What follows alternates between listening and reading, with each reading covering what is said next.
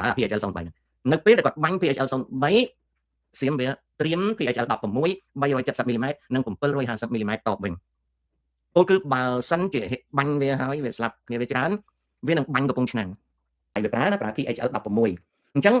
ឧបមាថាហ៊ុនសែនគាត់បញ្ជាឲ្យបាញ់ PHL 03ចូលបន្ទាយថៃកុំឲ្យថាចូលបន្ទាយថៃចូលវាលយន្តហោះកងទ័ពថៃដាក់ទៅដាច់ផ្លូវហ្មងក្តាំងដាច់ផ្លូវយន្តហោះពីព្រោះគាត់អាចឲ្យបាញ់អញ្ចឹងបាញ់ទៅដាច់ផ្លូវអស់យន្តហោះបើសិនណាជាវាលយន្តហោះកងទ័ពថៃដាច់ផ្លូវអស់មួយធម្មតា PHL 03បាញ់ម្ដងបើបាញ់ទៅក្នុងបណ្ដុំអញ្ចឹងវាអាចស្លាប់មនុស្សចាប់ពី100នាក់ទៅរាប់រយនាក់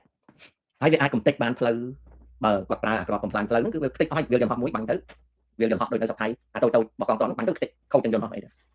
ហើយបើគាត់បាញ់ទៅកំពង់ផែកងទ័ពជើងទឹកថៃក៏ខ្ទេចកំពង់ផែកងទ័ពជើងទឹកថៃអស់ច្រើនវាមិនអាចលិចនាវាទេប៉ុន្តែវាខ្ទេចផែ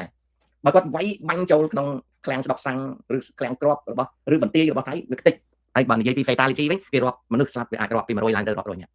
ហ្នឹងបងស្អែកគាត់ប្រើ PHL 03នៅពេលដែលគាត់បាញ់ PHL 03សៀមវាត្រៀម PHL 16 370 mm និង750 mm តបវិញពលគឺបើសិនជាបាញ់វាហើយវាស្លាប់គ្នាវាច្រើនវានឹងបាញ់កំពង់ឆ្នាំងវានឹងបាញ់កំពង់ឆ្នាំង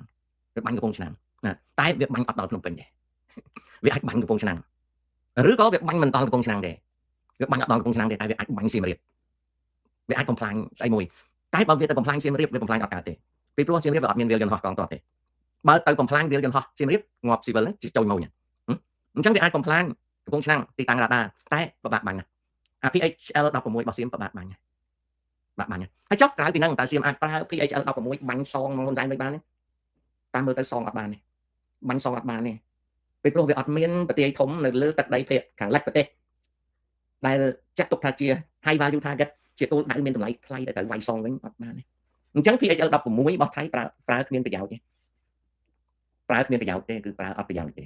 តែហ៊ុនសែនអាចវាយប្រទេសអាចបាញ់ប្រទេសថៃចោលអាចបាញ់មូលដ្ឋានទ័ពអាកាសថៃចោលដោយប្រើ PHL 03ចុះពីកម្ពុជាទៅបាញ់ដល់កងពលធំអីអត់ប្រយោជន៍ទេ Red Break ទៅបាញ់សម្រាប់ទាហានកងពលអីចំណាត់ការយកគុំទេអីវាអត់ប្រយោជន៍ព្រោះទ័ពហ្នឹងទ័ពថៃគេបានសិក្សាឲ្យមិនមែនជាទ័ពរបស់ហ៊ុនសែនទេទ័ពហ៊ុនសែនប្រើឲ្យទាំងអស់តាហ៊ុនសែនគាត់មានឲ្យអំណាចទៅហ្នឹងដូច្នេះវាគ្មាន value បើនិយាយពីគុណតម្លៃវាអត់ទេអញ្ចឹងវាអត់បានទេបើហ៊ុនសែនបំផ្លាញថៃបានតែដល់ថៃចង់បំផ្លាញហ៊ុនសែនអត់មានអីបំផ្លាញទេនេះបើយើងនិយាយអំពីកំជ្រួចតាមប្រភេទ system MLRS ប្រែថាកំជ្រួចបាញ់ជាវងណាអូខេអញ្ចឹងបើនិយាយពី deterrent ទៅវិញទៅមករវាង PHL 03របស់ហ៊ុនសែនអាចនឹងបំផ្លាញថៃបាននៅពេលថៃដូចជាប្រើ PHL 16អត់បាន